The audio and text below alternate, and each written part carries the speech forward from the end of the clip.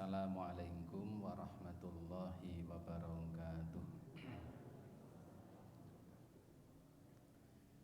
Alhamdulillahi rabbil alamin. Assalatu wassalamu ala asyrafil anbiya'i wal mursalin nabiyyina Muhammadin wa ala alihi wa ashabihi wa man tabi'ahum bi ihsanin ila yaumiddin. Wa qalu subhanaka la ilma lana illa ma 'allamtana innaka antal alimul hakim. Allahumma anfa'ni bima 'allamtani wa 'allimni ma yanfa'uni warzuqni ilman yanfa'uni. Ibu bapak sekalian, para jamaah rahimakumullah, alhamdulillah senantiasa kita bersyukur kehadirat Allah Subhanahu wa taala karena sangat banyak nikmat yang senantiasa Allah anugerahkan kepada kita. Di antaranya adalah alhamdulillah pada malam hari ini kita bisa bersama-sama menunaikan ibadah salat maghrib dengan berjamaah, dan kita lanjutkan dengan kajian rutin kita ini.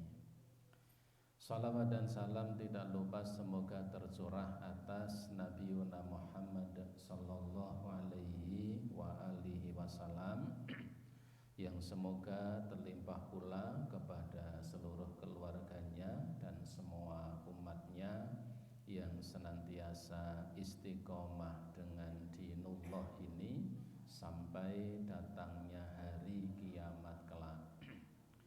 Ibu bapak sekalian, para jamaah rahimakumullah, pada pertemuan yang telah lalu, 1 minggu yang lalu kita sampaikan, kita kaji bersama tentang tayamum dan yang berkaitan dengan hukum tayamum serta dalil disyariatkannya tayamum. Pada malam hari ini kita lanjutkan, yaitu tentang masalah yang kedua adalah syurutut tayammumi, tentang syarat-syarat diperbolehkannya tayamum, wal asbabul mubihatu lahu, dan sebab-sebab yang membolehkannya.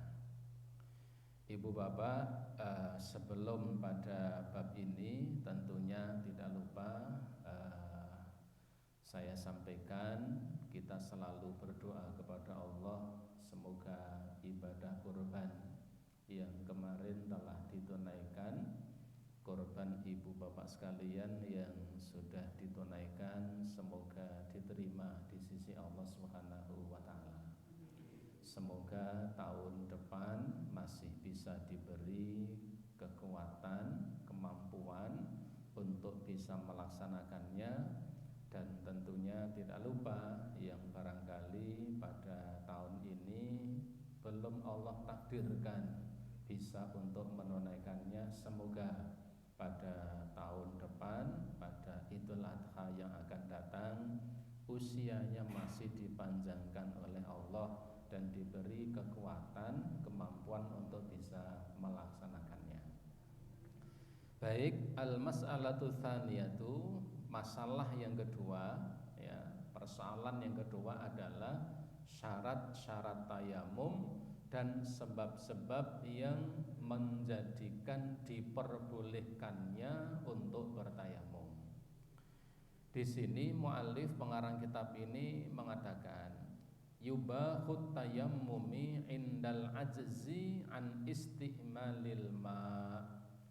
Diperbolehkannya tayamum itu adalah manakala indal ajzi, ada ketidakmampuan.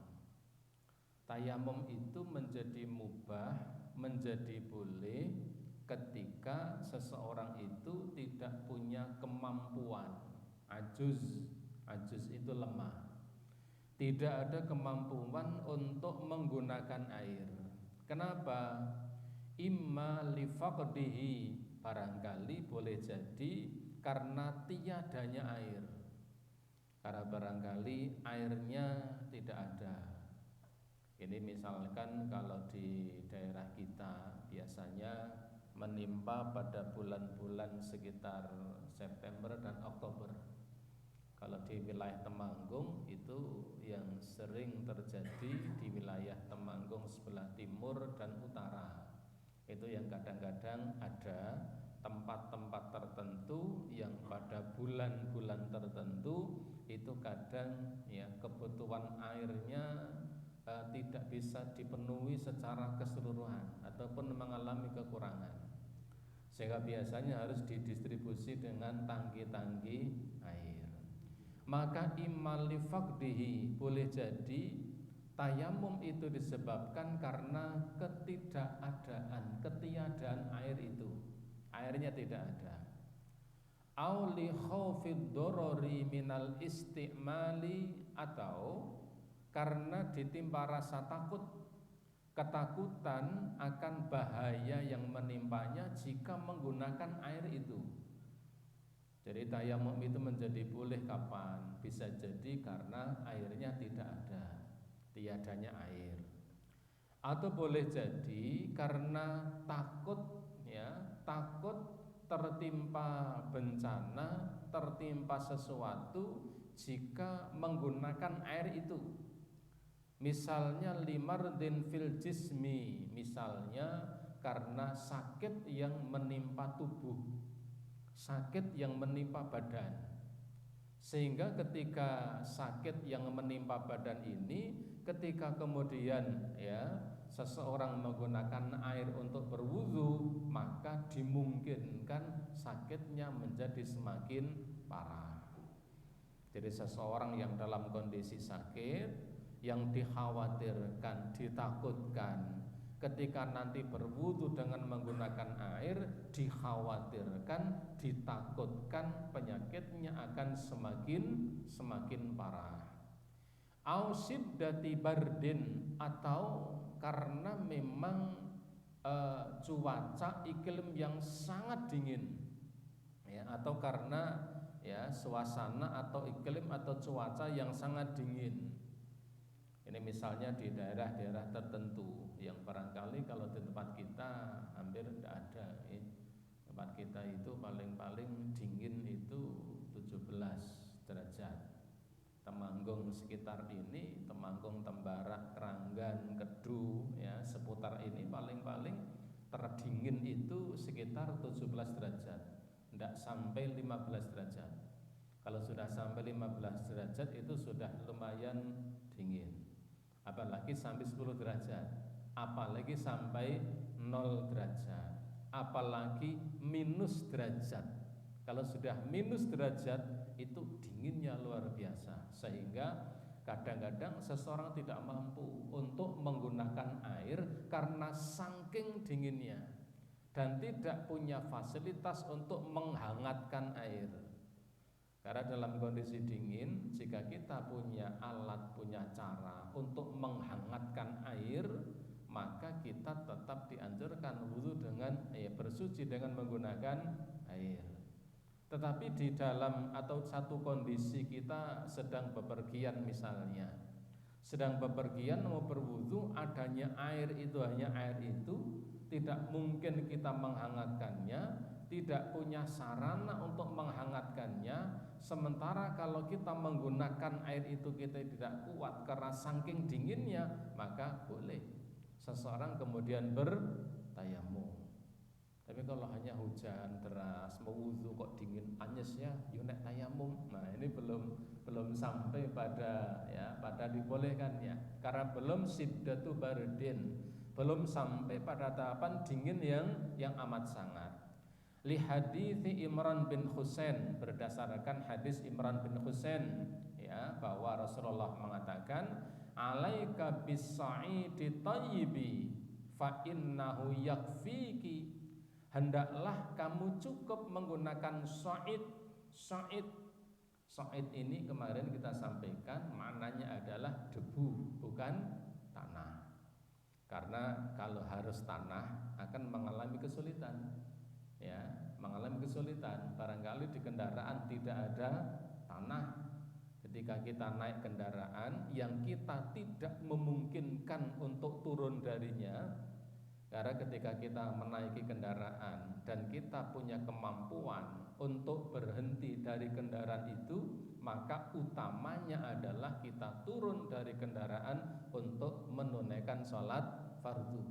Seperti misalnya ketika kita menggunakan kendaraan pribadi, tetapi pada kondisi yang kita tidak mungkin untuk berhenti dari kendaraan itu, ya, karena kita tidak bisa menguasainya, tidak bisa mengendalikannya, maka ketika datang waktu sholat, dan waktu sholat itu hanya ada ketika kita di atas kendaraan, dan ketika menunggu turun dari kendaraan waktunya sudah hilang, maka kita harus sholat di atas kendaraan.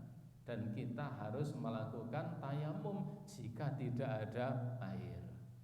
Seperti naik pesawat yang jarak jauh, atau naik kereta api yang jarak jauh, naik bis yang jarak jauh. Kebetulan kita tidak punya kemampuan untuk menghentikan kendaraan itu.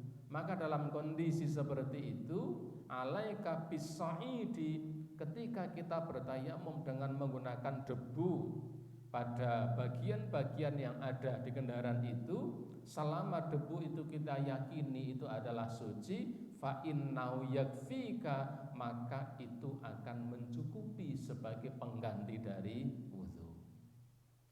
Wasayati mazidun bastudhil lidzalika ba'da qalil, dan ini akan ada penjelasan agak lebar ya pada penjelasan berikut. Wa yasihu tayammum bi syuritil atiyati, dan tayamum itu menjadi sah ya, menjadi sah dengan syarat-syarat sebagaimana berikut ini. Yang pertama adalah an-niyatu, niat. Niat itu harus mengawali dari semua amalan. Berlaku satu kaidah hadis yang ma'ruf di kalangan para ulama dan kaum muslimin, apa? Innamal a'malu binniyat, bahwa amal seseorang itu hanya tergantung pada niatnya. Artinya apa? Sama-sama melakukan amalan tayamum, yang satu memang niatnya bertayamum, yang satu hanya bermain-main debu untuk diusapkan ke wajah dan tangannya, maka keduanya ini berimplikasi hukum yang berbeda. Yang satu karena niatnya memang tayamum, bisa digunakan untuk pengganti wudu lalu sholat. Yang satu lagi karena hanya main-main, maka tidak bisa menggantikan wudu atau mandi. Jadi niat ini menjadi satu keharusan. Wahiyya niyatul istibahatus shalah, yaitu niat untuk membolehkan sholat. Artinya ketika dalam kondisi hadas mau melaksanakan sholat, tetapi karena tidak ada air, atau airnya ada tapi tidak ada kemampuan menggunakannya, maka niatnya adalah melakukan tayamum sebagai pengganti wudu atau mandi. Wan niyatu syartun fi jami'il ibadat, dan niat itu menjadi syarat fi jami'il ibadat, pada semua ibadah yang dilakukan oleh seseorang. Ketika seseorang melakukan ibadah, ya, suatu ibadah tanpa disertai dengan niat untuk melakukan ibadah itu, maka ibadah itu tidak ada nilainya ketika tidak diawali dengan niat. Seseorang ya seperti melakukan sholat, tapi niatnya bukan untuk sholat, sekedar untuk ya olahraga misalnya, itu tidak menjadi ibadah. Watayammumi ibadatun, watayammamu ibadatun, dan tayamum itu termasuk bagian dari ibadah, maka tayamum itu harus diawali dengan niat. Tetapi tayamum ini alternatif jika tidak ada air, bukan pilihan. Sekali lagi, bukan pilihan. Berbeda kita beristinja dan istijmar. Istinja dan istijmar itu pilihan. Istinja itu cebok dengan menggunakan air. Istijmar cebok dengan menggunakan selain air. yang dalam bahasa Jawanya apa? Peper. Peper. Saya belum menemukan bahasa Indonesia yang menggantikan peper itu apa. Okay? Kalau di bahasa Indonesia kan tidak ada istilah pengganti peper. Okay? Pokoknya bersuci dengan menggunakan selain air itu pilihan. Ketika kita barangkali misalnya ya masuk ya kamar kecil, kemudian kita buang air kecil misalnya, di situ ada air, tapi juga ada tisu untuk istijmar, untuk peper misalnya. Maka dalam kondisi seperti itu kita bisa memilih salah satu di antara keduanya, memilih cebok dengan air atau peper dengan tisu, itu pilihan. Tetapi tayamum bukan pilihan. Ada air, ada debu. Saya milih debunya, tidak bisa. Karena debu ini sebagai pengganti ketika air tidak ada atau air ada tetapi tidak punya kemampuan dalam menggunakannya. Maka yang pertama syaratnya adalah niat. Yang kedua al-islamu Islam.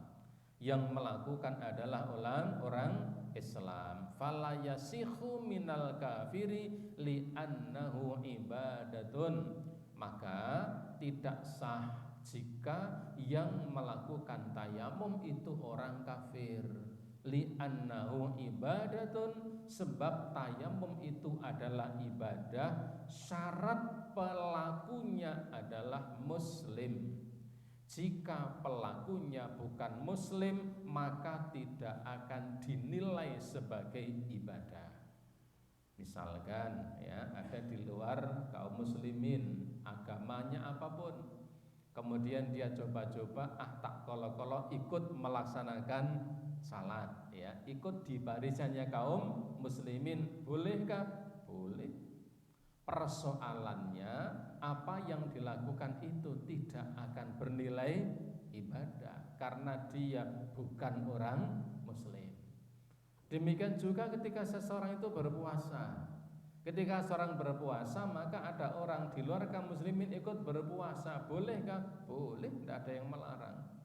Persoalannya apa yang dilakukan puasa itu tidak ada nilai ibadahnya. Berkorban juga sama. Ya, kan ada, saya tidak akan menyebut ya nama satu tempat, tapi ada tahun ini ada di salah satu masjid yang besar mendapatkan sumbangan hewan kurban dari non muslim. Bolehkah diterima? Boleh, mau itu hadiah. Dikasih ya sapi dalam kondisi hidup, boleh. Dimakan halal yang menyembelih orang Islam. Tapi kalau ada kolesterolnya, ya, ibu bapak, sapi itu tidak mengandung kolesterol. Kambing juga tidak mengandung kolesterol. Kambing itu mengandung cempe, gitu. Ya, kambing itu mengandung cempe, tidak mengandung kolesterol. Sapi juga mengandung, kalau sapi mengandung apa? Pedet, itu. Jadi ketika ada warga di luar kaum muslimin kemudian memberikan sapi utuh, kambing utuh sebagai sebuah sarana kerukunan, nggo niku kula paringi kambing, boleh kita nyandangi? Boleh. Dicandangi boleh. Itu sarana untuk apa? Sarana untuk kita menjalin kerukunan. Diberi masih dalam keadaan hidup boleh. Yang menyembelih kaum muslimin kemudian disembelih, apakah kemudian itu terhitung sebagai korban? Dalam kacamata agama bukan, itu sebagai hadiah, pemberian biasa. Maka pelaku ibadah itu syaratnya adalah muslim. Kalau dia bukan muslim, maka tidak akan dinilai sebagai ibadah. Bukan kaum muslimin, bukan orang Islam, ikut tayamum, bolehkah? Boleh. Kalau dia mau nawuri badannya dengan debu juga boleh. Hanya itu tidak dihitung sebagai sebuah ibadah. Yang ketiga adalah al-aqlu, ya, al-aqlu berakal. Berakal ini artinya pelaku atau melakukan tayamum itu dilakukan di atas kesadaran. sadar betul dia sedang bisa menggunakan akalnya. Ketika seseorang melakukan sesuatu dan ketika itu dia sedang tidak bisa menggunakan akalnya, maka ibadah tayamumnya tidak sah. Fala yasihu min ghairi akilin, maka tidak sah tayamum yang dilakukan oleh orang yang tidak berakal. Kal majnuni, seperti orang majnun. Majnun itu orang apa? Gila. Ya, bahasa Jawanya edan, ya, wong edan. Tapi edan sama gila itu kadang-kadang berbeda, nih. Kalau edan kadang-kadang ngedan saja, ya. Kalau majnun itu memang gila.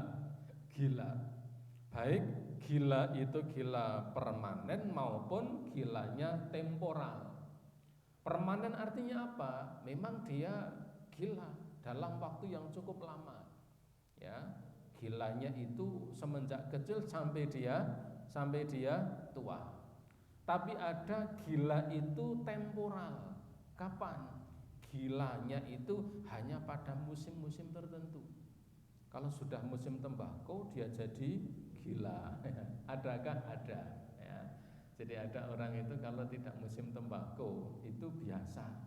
Tapi kalau sudah masuk bulan Juli mulai tidur di tengah jalan, ngekak-ngekek kesana kesini bawa barang-barang. Kadang ada orang berjalan, ya, di tengah jalan raya, dia depak pelang di tengah jalan. Ya memang gila. Tapi nanti kalau sudah bulan Januari sembuh, kok bisa? Ya nyatanya memang seperti itu, faktual. Ketika dia dalam kondisi gila, ya tayamumnya tidak bisa diterima, sebagaimana juga ibadah-ibadah yang lain. Wal mughmiyu alaihi, dan orang-orang yang hilang kesadarannya, seperti orang yang dalam kondisi pingsan. Orang pingsan ini kan sedang tidak bisa menggunakan akalnya. Pingsan karena sakit, pingsan karena sebab-sebab apapun, ya. Ada pingsan karena terlalu senang jadi pingsan. Ada yang shock karena terlalu takut misalnya, kemudian menjadi pingsan. Karena shock, ya, shock kenapa shock, ya. Karena shock, jadi mendengar misalnya orang tua yang meninggal dunia langsung pingsan. Ketika seseorang dalam kondisi pingsan itu rufi al-qalam, tidak ada kewajiban atasnya. Seseorang misalnya pingsan itu dipukul setengah 12 siang. Setengah 12 siang dia pingsan. Dan pingsannya berlangsung lama sampai pukul 15.45. Dan 15.45 itu sudah masuk waktu sholat asar, ya. Padahal waktu masuk sholat asar misalnya jam 15 lebih 30 itu sudah masuk waktu asar. Jam 15.45, ya, pingsannya dia baru siuman, maka dia dapat bonus apa? Tidak melaksanakan sholat zuhur dan tidak nyaur, karena memang waktu-waktu itu dia tidak punya kewajiban, ya. Jadi itu ekstra kalau mau tidak melaksanakan ibadah. Kemudian yang keempat, tamyiz itu artinya orang yang sudah nalar, bahasa kita nalar. Sebagian ulama, ya, menetapkan tamyiz itu di usia 10 tahun. Ada yang mengatakan tamyiz itu di usia 8 tahun. Tapi itu pendapat yang sedikit, ya. Pendapat yang banyak itu adalah tamyiz itu usia 10 tahun. Usia seseorang sudah nalar, sudah faham akan apa yang dilakukan dirinya. Ada yang mengatakan 10 tahun, ada yang mengatakan 8 tahun, ada yang mengatakan 7 tahun, bahkan ada yang mengatakan 12 tahun. Tapi tidak ada yang mengatakan 40 tahun.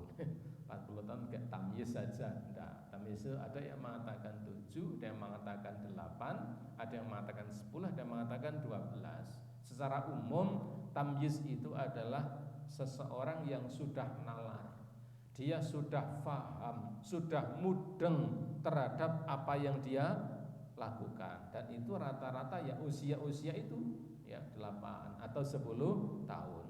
Fala yasihu min ghairi mumayyiz, maka tidak sah tayamum itu dilakukan ketika usia belum mumayyiz. Wa huwa man kana dunas sabi'ah, yaitu ketika usianya kurang dari sabi'ah. Kalau di kitab ini dipatok 7 tahun. Itu ketika usianya kurang dari 7 tahun. Kurang dari 7 tahun tidak memungkinkan untuk melakukan tayamum. Kenapa? Karena memang usia belum mumayyiz, dia belum faham. Yang kelima adalah ta'adzurul istiqmalil ma. Yang kelima, tayamum itu dibolehkan, syaratnya adalah kecuali niat. Kemudian pelakunya adalah orang Islam, kemudian dia berakal, kemudian mumazid. Yang kelima adalah memang ada uzur, ada alasan, ada uzur syar'i. Untuk apa? Untuk tidak menggunakan air. Jadi tayamumnya itu betul-betul dibangun di atas alasan yang syar'i, ada uzurnya, ada alasannya. Ya, liqauli imma li adamihi, seperti karena memang tidak adanya air. Sebagaimana firman Allah Ta'ala dalam surah Al-Maidah ayat yang ke-6, falam tajidu ma'an fatayammamu sha'idan thayyiba. Jika kamu tidak mendapati air, maka tayamumlah dengan sha'idan thayyiba, dengan sha'id yang suci, dengan debu yang suci. Dan juga sabda Nabi, innas sha'ida thayyibun, sesungguhnya debu itu suci, selama memang debu di tempat yang kita yakini tempat itu adalah suci. Kecuali di tempat-tempat yang kita ragu, misalnya ya di belakang halte, ya belakang halte itu kan biasanya baunya agak apa? Agak pesing-pesing gitu kan, di belakang halte itu. Ya, di banyak tempat, kecuali yang haltenya memang bersih, biasanya belakangnya agak bacing-bacing. Apalagi haltenya di luar kota, di pojokan, ya tempatnya juga rimbun, wah itu lebih pesing dari biasanya. Di tempat yang kita yakini itu adalah suci, maka debunya juga suci. Innas sha'ida thayyibun, sesungguhnya debu itu suci. Tahurun lil muslimi, menjadi suci dan bisa menjadikan alat bersuci bagi kaum muslimin. Wa illam yajidil ma'a asyrasinina, sekalipun seseorang tidak mendapati air dalam kurun waktu selama 10 tahun. 10 tahun terus menerus bertayamum boleh, jika memang kondisinya seperti itu. Jika memang air tidak ada, atau air ada tapi jumlahnya sangat terbatas, untuk konsumsi diminum saja kurang. Seperti barangkali di dataran-dataran Afrika, ya itu ada tempat-tempat tertentu yang air itu begitu berharga. Maka dalam kondisi seperti itu boleh untuk bertayamum terus menerus dalam sekian waktu, bahkan sampai 10 tahun, jika kondisi memang demikian. Fa idza wujidal ma, maka apabila air sudah didapati, fal yumissahu basyaratahu, maka basuhlah badannya dengan air. Fa inna dzalika khairun, karena yang demikian itu lebih baik. Kemudian ya, jadi bisa jadi karena tidak ada air, atau auli khaufihi daruru bil istimalihi, atau alasannya adalah bukan karena tidak ada air, tetapi air ada, hanya saja punya kekhawatiran, ketakutan akan tertimpa sesuatu ketika menggunakan air itu, akan tertimpa madorot karena menggunakan air. Imma limardin yahsha ziyadatahu, ya misalnya dalam kondisi sakit, kemudian dia khawatir kalau dia kemudian berwudu, dia khawatir akan ziyadah, akan tambah sakitnya, semakin menjadi parah. Ada orang yang dalam kondisi sakit, ketika dia terkena air atau terkena air, maka sakitnya akan menjadi lebih parah. Au ta'akhkhara syafa'ahu, atau kalau tidak demikian, seseorang yang khawatir jika berwudu atau mandi, bersuci dengan menggunakan air, maka akan memperlambat masa penyembuhannya, masa kesembuhannya. Seperti luka yang ada di tangan, atau kemudian yang karena luka itu barangkali seseorang ketika terkena air maka lukanya akan semakin parah misalnya. Kecuali kalau hanya perban, itu nanti bisa diusap di atas perbannya. Dulu sudah pernah kita bahas. Liqauli ta'ala, sebagaimana firman Allah Ta'ala, kata Allah, wa in kuntum mardo, dan jika di antara kalian dalam keadaan sakit. Wali hadithi sahibu sajjah, ya, sebagaimana dalam hadis seorang yang mengalami sajjah, mengalami luka yang menganga. Luka menganga niku napa basa Jawane? Luka yang kalau tempat saya itu mengatakan mowok-mowok, ya. Jadi lukanya itu menganga perisa nggih, ya, mowok-mowok itu, ya, sampai dagingnya kelihatan dari luar.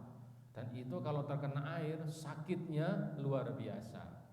Wa fihi qaulu sallallahu alaihi wasallam, ya, sebagaimana disebutkan sabda Nabi sallallahu alaihi wasallam. Jadi dalam sebuah peperangan, dalam sebuah pertempuran, ada di antara kaum muslimin yang kepalanya itu terkena sabetan senjata tajam sehingga lukanya menganga. Jadi lukanya itu menganga. Nah, pada waktu itu ternyata dia mengalami jinabat. Ya, ini hadis ini disebutkan panjang lebar, tapi di kitab ini hanya disebutkan potongan pendek. Ada kaum muslimin dalam sebuah peperangan, kepalanya mengalami luka yang menganga. Dan kebetulan, ya, ia di malam itu mengalami jinabat, ya, mimpi basah barangkali. Sehingga di pagi harinya dia kebingungan bahwa dia harus mandi sementara kondisinya lukanya menganga. Tetapi dalam kondisi bimbang seperti itu, ada di antara kaum muslimin yang tetap memerintahkan pada orang itu untuk mandi. Setelah mandi, ia pun kemudian meninggal dunia karena memang lukanya menganga. Dia mengalami sakit yang luar biasa hingga kemudian dia pun meninggal. Ketika hal itu dijelaskan atau dikhabarkan kepada Rasulullah, maka Rasulullah mengatakan, qataluhu, sungguh kalian telah membunuhnya. Kalian telah membunuhnya. Memerintahkan untuk mandi dalam kondisi luka menganga itu. Setelah mandi kemudian dia pun meninggal. Ketika itu diceritakan kepada baginda Nabi, maka Nabi mengatakan apa? Qataluhu, kalian sungguh telah membunuhnya. Qatalahumullah, semoga Allah membunuh mereka. Halan, ya, sa'alu idza lam ya'lamu innama sifaul ai'us su'al. Kenapa kalian tidak bertanya?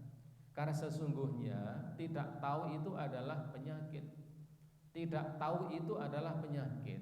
Dan obat dari penyakit itu adalah bertanya. Kalau tidak tahu, kenapa tidak bertanya? Jadi waktu itu yang menganjurkan untuk mandi itu, ya, mestinya dia bertanya. Dalam kondisi seperti itu, kalau dia tidak mandi bagaimana? Mestinya demikian. Maka itu disampaikan oleh Nabi, kalian telah membunuhnya. Kenapa? Ketika kalian tidak tahu, tidak bertanya. Tidak tahu itu adalah penyakit dan obatnya adalah bertanya. Nah, ini sebagai dasar bahwa tayamum itu alasannya di samping karena tidak ada air, yang kedua adalah karena tidak ada kemampuan untuk menggunakan air. Aulisiddati bardin yukhsha mahudoror, atau disebabkan karena kondisi yang dinginnya luar biasa, yang dikhawatirkan dengan menggunakan air itu akan menimbulkan madorot, awil halak, atau bahkan mengakibatkan kebinasaan bisti'malil ma, ketika menggunakan air itu. Air ada, tapi kondisinya dinginnya luar biasa. Kondisi seperti itu maka boleh seseorang untuk bertayamum. Li hadisin Amr bin As, sebagaimana ya dalam hadis Amr bin As, annahu, bahwasanya dikatakan, lamma bu'itsa fi ghazwati dzati salasil, bahwa ketika ia diutus, ya, yaitu dalam perang namanya perang Dzatus Salasil. Ada namanya perang Dzatus Salasil. Dzatus Salasil itu terjadi pada zaman Nabi dan terjadi pada masa Umar bin Khattab.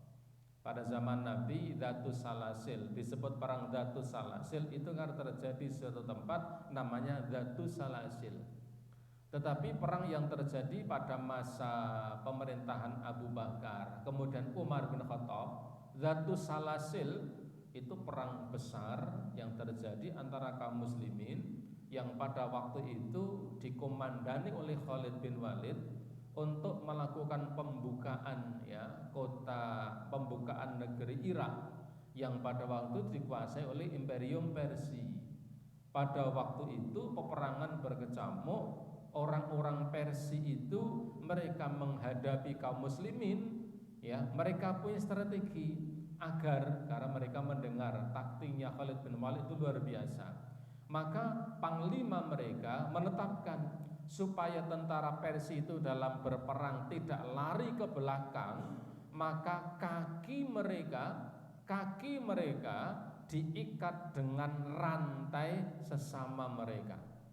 Jadi kakinya itu diranteni semuanya, sehingga apa? Ketika sudah perang tidak lari ke belakang, sehingga disebut itu perang Dzatus Salasil, perang dengan berantai, perang berantai. Dan akhirnya dimenangkan oleh kaum muslimin. Itu terjadi pada masa sahabat. Nah, dikatakan Amr bin As ketika ia ikut dalam perang Dzatus Salasil, tidak disebutkan ini Dzatus Salasil zaman Nabi atau zaman sahabat. Dia mengatakan, ihtalamtu fi lailatin baridatin sadidatul bardi. Ketika aku ikut dalam perang Dzatus Salasil itu, maka aku mengalami, ya, ihtilam. Ihtilam itu mimpi basah, ya, mimpi hingga keluar sperma. Fi lailatin baridatin, di malam yang dingin, sadidatul bardi, dan dinginnya luar biasa. Saya mengalami mimpi basah di suatu malam yang dingin dan dinginnya luar biasa. Fa asfaqtu ini ghtasaltu an halak, maka aku khawatir. Fa asfaqtu, maka aku khawatir, aku takut kalau aku mandi aku pun akan mati.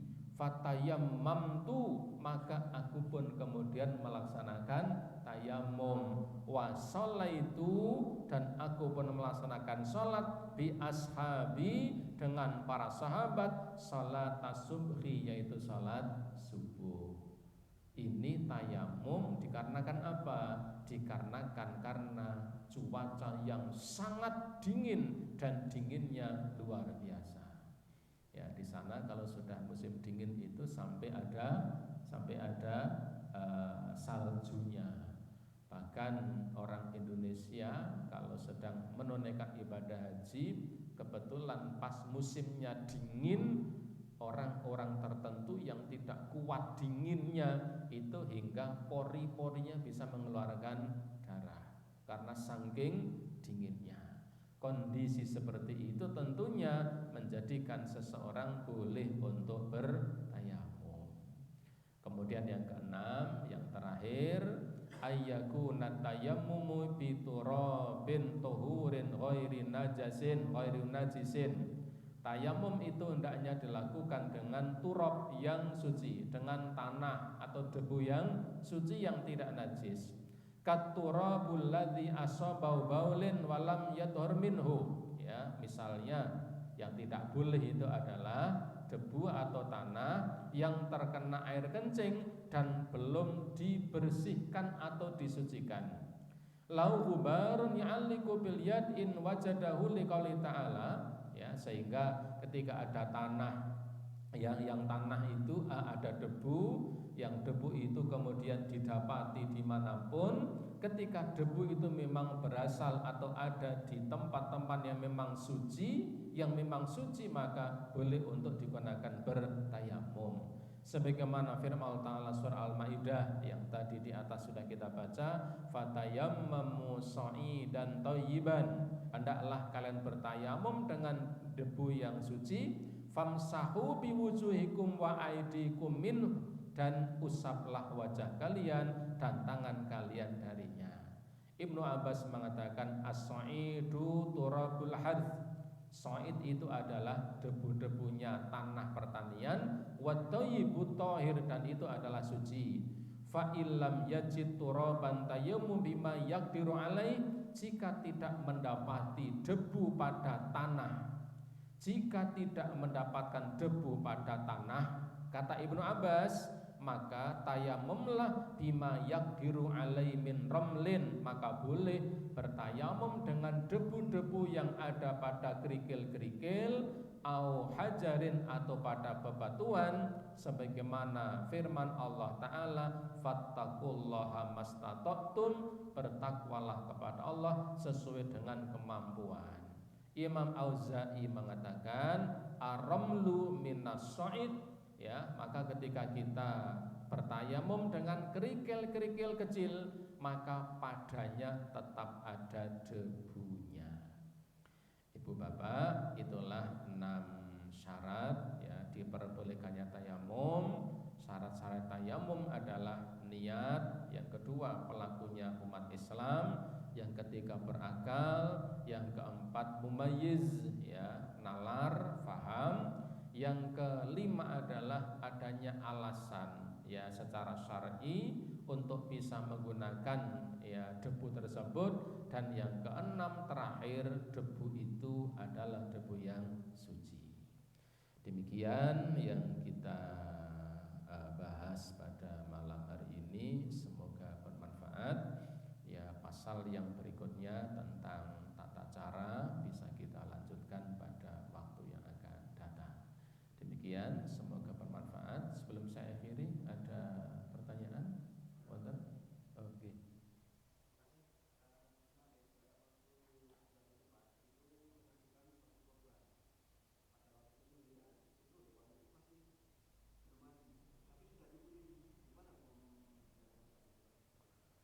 Oh, ngeten.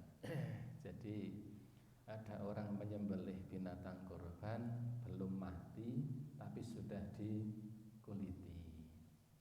Mungkin begini persoalannya, apakah binatang itu memang belum mati? Nah, ini satu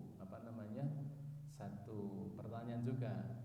Karena terkadang ada binatang itu sudah mati, tetapi ada urat-uratnya yang masih bisa bergerak. Jadi saya pernah menyaksikan juga, ya, jadi ketika binatang itu sudah disembelih, ini ahli memang tukang jagal, sudah disembelih, kemudian dah dibiarkan, ya, kemudian krojet itu dia ambil satu otot itu, ya, krojet, masih krojet itu, kemudian ada otot kecil, ya, di daerah bawah leher, pakai pisau dipotong, tek, kleset, sudah. Dia bilang kijane wis mati, ning otot ini urung tugel, sehingga dia masih obah, tapi sebenarnya dia sudah mati. Barangkali seperti seseorang yang meninggal dunia dalam posisi tertentu, ketika kemudian digerakkan bagian badan tertentu, maka menggerakkan organ yang lain. kadang pernah mendapati ada orang meninggal dunia karena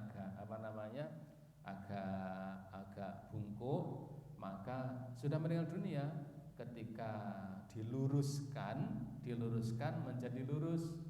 Kemudian ketika digotong agak kembali ke bungkuk lagi, tiba-tiba tangannya ler. Itu orang-orang, urip neh itu ya. Ya, gak hidup ya, nek urip ya golek duit, nek ubah menjadi bocah. Jadi barangkali demikian, tapi tetap itu bukan etika yang baik. Mestinya menunggu betul-betul sudah sudah tidak bergerak sama sekali. Sekalipun itu tadi, bahwa ketika ada bagian organ yang masih bergerak itu juga belum tentu kalau binatang itu memang masih hidup. Karena ketika otot ya, ketika 3 aliran pernafasan, aliran makan itu kemudian sudah diputus, maka sebenarnya memang sudah mati. Tetapi bagaimanapun akan lebih baik ketika apa? Menunggu binatang itu betul-betul sudah tidak bergerak. Itu kaitannya tentang etika dalam penyembelihan. Rasulullah mengatakan, ketika kalian ya menyembelih binatang, maka perbaikilah atau lakukanlah dengan sebaik-baiknya, dengan cara yang baik, nyembelihnya dengan pisau yang tajam. Kemudian yang kedua, ketika menyembelih itu dijauhkan dari binatang yang akan disembelih, sehingga apa? Binatang tidak ngeri ya, lihat sampingnya disembelih, dan dengan cara yang baik. Kalau di YouTube itu kan ada yang malah dipencelas dari belakang ya, teras seperti itu. Itu bukan menyembelih ya, itu barangkali membunuh saja. Karena menyembelih yang diajarkan oleh Nabi itu adalah dengan apa? Menajamkan pisaunya dengan cara yang baik, bahkan sebisa mungkin diarahkan ke kiblat. Dan ketika kemudian memotong-motong organ binatang yang disembelih itu adalah memastikan betul-betul sudah mati. Salah satu kita bisa memastikan adalah ketika binatang itu betul-betul sudah tidak bergerak.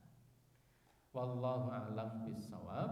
Demikian ya, saya cukupkan dengan subhanakallahumma wa bihamdika asyhadu an la ilaha illa anta astaghfiruka wa atubu ilaik. Assalamualaikum.